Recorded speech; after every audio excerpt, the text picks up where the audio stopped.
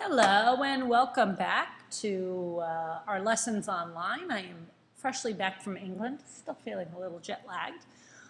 It's Sunday morning, and on Monday we will be going over lesson 3.5, writing and graphing equations of lines. This is really a review of what you did last year in Algebra 1. This might be a little bit longer of a video, so I think I'll record for about 10 minutes wherever I am, stop, pause, let you get a break or something, and then start another movie. So in our lesson before we left, we reviewed how to find slopes of lines, and now we're going to find equations of these lines. First of all, we have a little bit of review. And they ask us this equation, which is in standard form, if x is equal to 0, then what's y? Well, if x is equal to 0, then 2 times 0 is 0. So 5y equals negative 20. So y equals, when you divide both sides by 5, you get negative 4. Okay? And that should be correct. Yay! Next one. The slope of the line containing the points. Now, it really doesn't matter which pair you use as y1, which pair you use as pair 1, and which one you use as pair 2. I just tend to use this first one as first pair, and this one as the second pair. So 7 minus negative 10, which would be the 7 as 7 plus 10, and 2 minus 3. So 7 minus negative 10 is the same as 7 plus 10. That's 17. 2 minus 3 is negative 1, so that simplifies to negative 17. Yay, got it right. So, Orphelia, I love these names. Orphelia bought X apples. If each apple cost 59 cents, write an equation for Y, the total cost of apples. So I've talked about this before, and I think about magic boxes. If each apple cost 59 cents, that's being multiplied. So 0.59 times the number of apples. So there is no intercept there. It would be 0, and the equation would be y equals 0.59x, or I wrote 0.59x equals y, same thing. Moving on to the lesson. So they want us to write an equation of the line in slope-intercept form. So they first asked us to find the points. Now, really, what I would do here, since they've given you the graph, is the y-intercept is 0, 4. So I would do the y-intercept first, and I would count 1. I would find this point here, and it counts down 1, 2, 3, 4, 5, 6. 1, 2, 3. So negative 6 over 3 is negative 2. They used the points here and found the slope, but as I said, I would count the line. So to get from here to here, I went down 6, that's negative 6, and over 3. Negative 6 divided by 3 is negative 2. This is very difficult to read, so I'm going to write in highlighter. Sometimes that works a little bit better. Okay? So once again, if you couldn't read all this, negative 6 over 3. So y equals negative 2x goes through 4 plus 4. I don't know if that's better to read or not, but it's a little more comfortable to read. I just have bad handwriting. So we've done that example. Example 2, write an equation of the line that passes through point negative 1, 1 that is parallel to the line with this equation. So I'm going to cover this up here and just kind of do it from scratch. I find that when we do these on Ridge Review and stuff, the kids seem to be having troubles with it. So my slope, since I want it parallel, my slope will be 2. So I use slope-intercept form, and I'm going to substitute. They want me to use this point. So that's 1 for y. M is 2. X is negative 1 plus b. We have the slope we want to find the y-intercept. This is not the y-intercept. The y-intercept would be where x is 0 and y is a number. So I need to find that. So I need to put the x and the y that they've given me in for x and y in the slope-intercept form.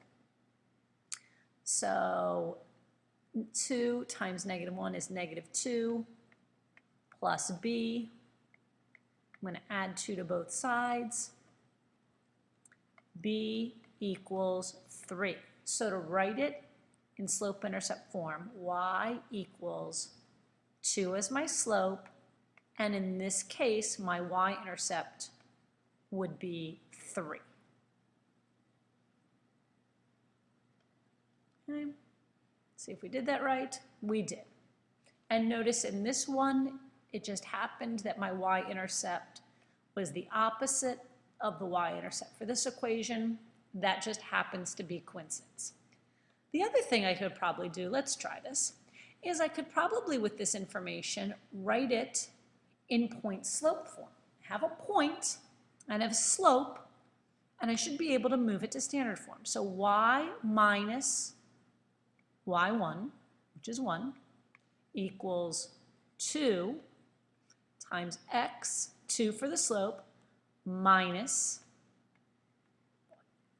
So y minus 1 equals 2. X, subtracting a negative is the same as adding. I distribute.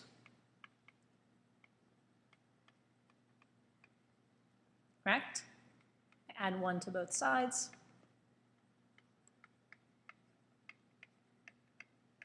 So I can actually get this either way. I personally prefer using point-slope form than finding that b and putting it back in. But I notice that a lot of the students are still having troubles with what point-slope form even is. So I knew that I got the right answer. So for example 3, write an equation of the line J passing through the point 2, 3 that is perpendicular to the line K with okay. So line K has this equation. The slope is -2. I don't even do all this. I don't like what they have to do.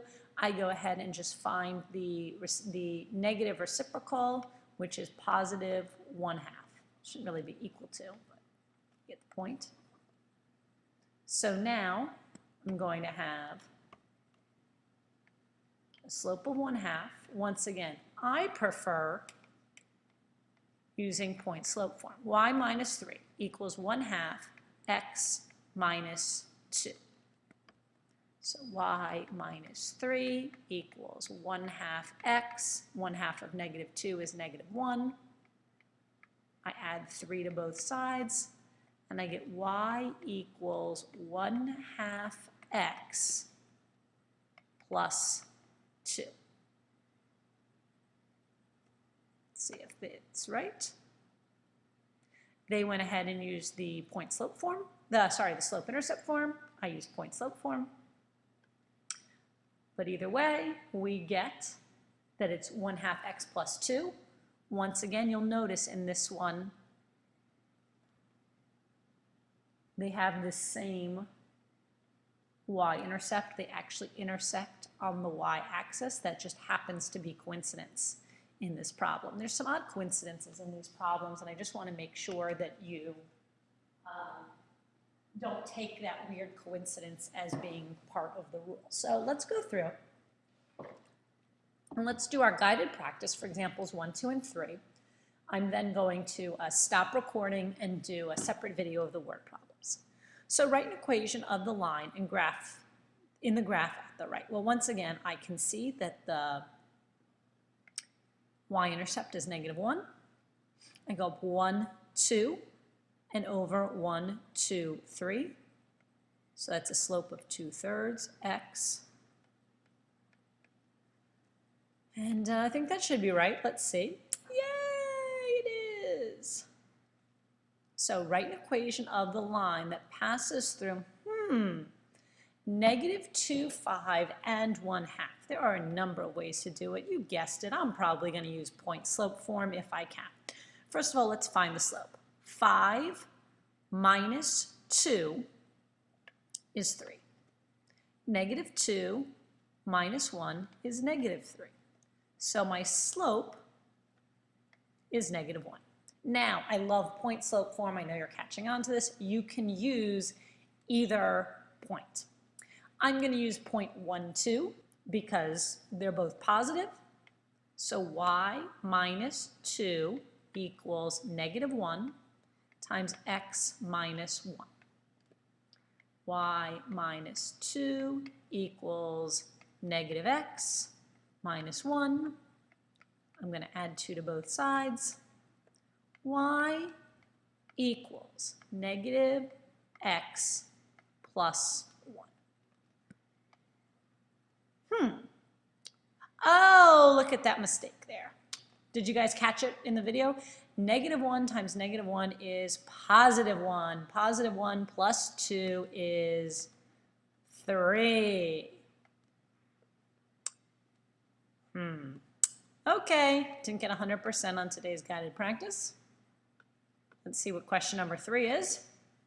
Write an equation to the line passing through the point 1, 5 and is parallel to the equation y equals 3 minus x. Then they want me to graph and check. But yes, I'm going to use, even though I just messed it up, point slope form. Y minus 5 equals, I'm using 0.3, slope of 3, x minus 1.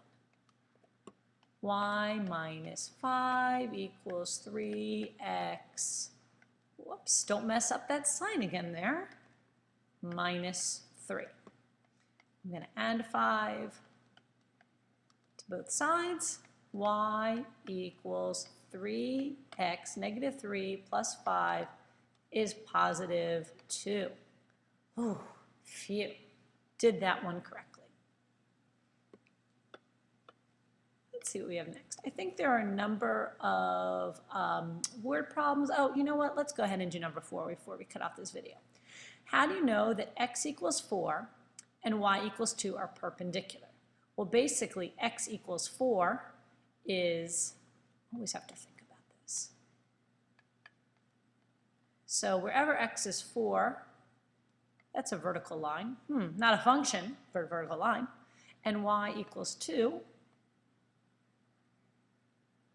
So if I have a vertical line and a horizontal line, excuse me, they're always going to make 90 degrees angles, and that's how I know that they're perpendicular. Okay. I'm going to take a pause here, get some water because I keep coughing, and then go ahead and do the second half of this lesson.